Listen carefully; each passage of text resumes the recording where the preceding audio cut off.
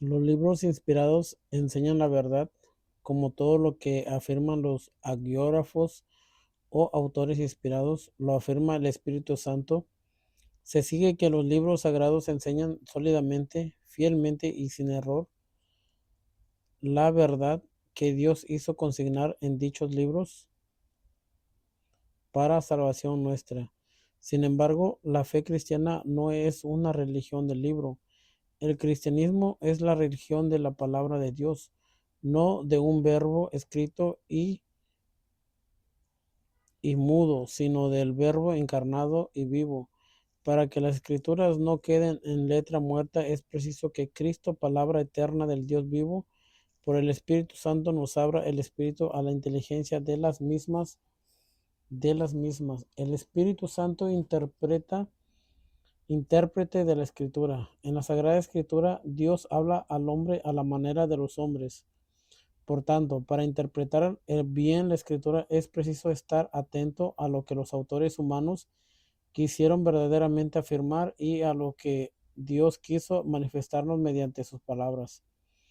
Para descubrir la intención de los autores sagrados es preciso tener en cuenta las condiciones de su tiempo y de su cultura, los géneros literarios usados en aquella época, las maneras de sentir, de hablar y de narrar en aquel tiempo, pues la verdad se presenta y se anuncia de modo diverso en obras de diversa índole histórica, en libros proféticos o poéticos o en otros géneros literarios.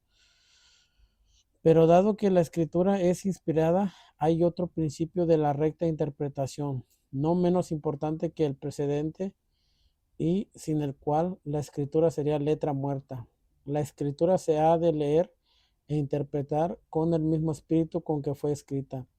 El Concilio Vaticano II señala tres criterios para una interpretación de la escritura conforme al espíritu que lo inspiró. Prestar una gran atención al contenido y a la unidad de toda la escritura.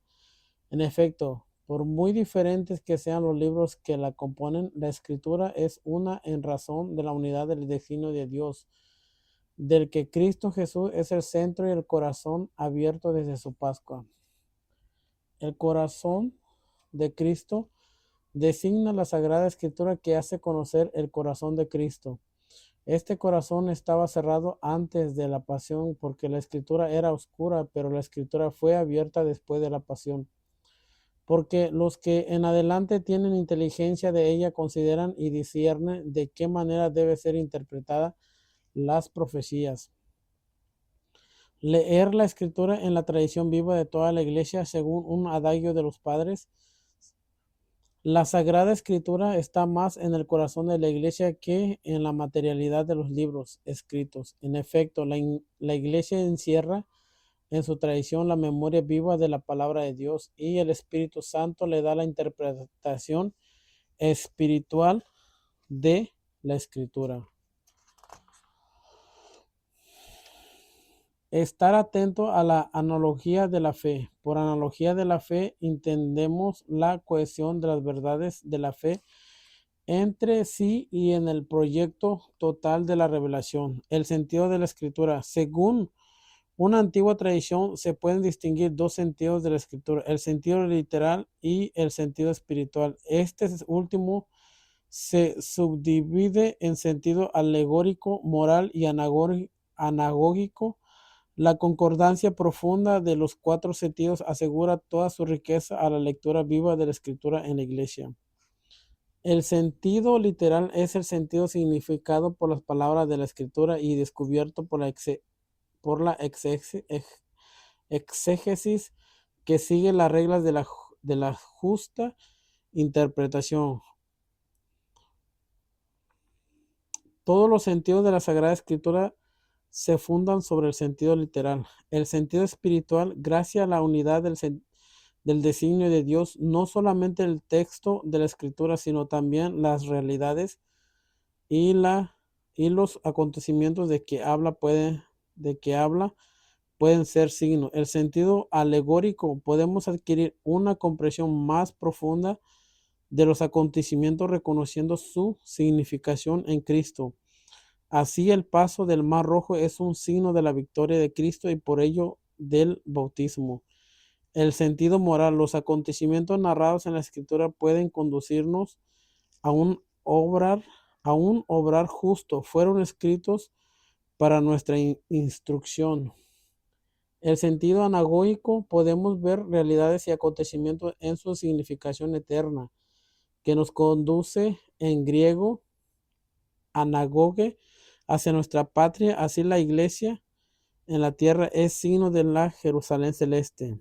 Un dístico medieval resume la significación de los cuatro sentidos.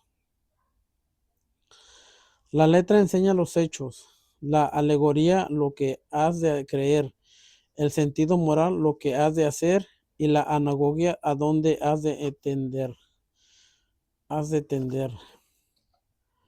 A los exégetas toca aplicar estas normas en su trabajo para ir penetrando y exponiendo el sentido de la Sagrada Escritura, de modo que con dicho estudio pueda madurar el juicio de la Iglesia. Todo lo dicho sobre la interpretación de la Escritura queda sometido al juicio definitivo de la Iglesia, que recibió de Dios el encargo y el oficio de conservar e interpretar la palabra de Dios. No creería en el Evangelio si no me moviera a ello la autoridad de la Iglesia Católica. El canon de las Escrituras. La tradición apostólica hizo discernir a la Iglesia que escritos constituyen la lista de los libros santos. Esta lista integral es llamada canon de las Escrituras. Comprende para el Antiguo Testamento 46 escritos, 45 si se cuenta Jeremías y no sé cuál es el otro, como uno solo, y 27 para el Nuevo Testamento. Génesis, Éxodo, Levítico, Número, Deuteronomio, Jesús, Jueces, Ruth, los dos libros de Samuel, los libros de los reyes, los dos libros de las crónicas, Esdra y Nehemías, Tobías, Judí, Esther, los dos libros de los Macabeos, Job, los Salmos, los Proverbios, el Eclesiaste, el Cantar de los Cantares, la Sabiduría, el Eclesiástico, Isaías, Jeremías, las Lamentaciones, Baruch, Ezequiel, Daniel, Oseas, Joel, Amós, Abdías, Jonás, Miquea, Nahum, Abacú, Sofonía, Ageo, Zacarías, Malaquía para el Antiguo Testamento.